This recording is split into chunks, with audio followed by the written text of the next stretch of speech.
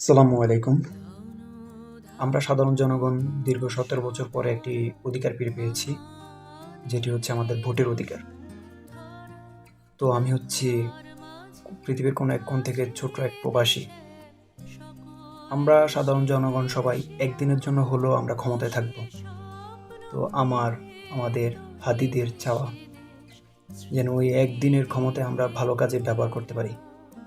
আমরা সামান্য কিছু টাকার কাছে ওই একদিনের জন্য বিক্রি না হয়ে আমাদের বাংলাদেশের সুরক্ষায় আমরা যোগ্য এবং সঠিক কাউকে ক্ষমতায় নিয়ে আসব।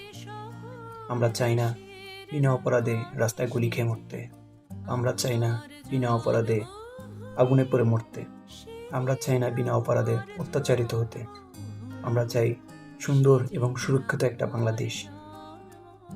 আমার হাদি ভাইয়ের হত্যার বিচার চাই। বাংলাদেশ জিন্দাবাদ, ইনকিলাব জিন্দাবাদ। সবাইকে আমার আহ্বান যে আপনারা ওই একটি দিনে কিছু টাকার কাছে বিক্রি না হয়ে আপনারা ভোট কেন্দ্রে গিয়ে সঠিক কাউকে নির্বাচিত করবেন। আর আপনারা জানবেন কে ভালো কে খারাপ, বুঝে শুনে ভোট দিবেন। সবার কাছে আমার এই আহ্বান। সবাইকে নতুন বছরের শুভেচ্ছা। আসসালামু আলাইকুম।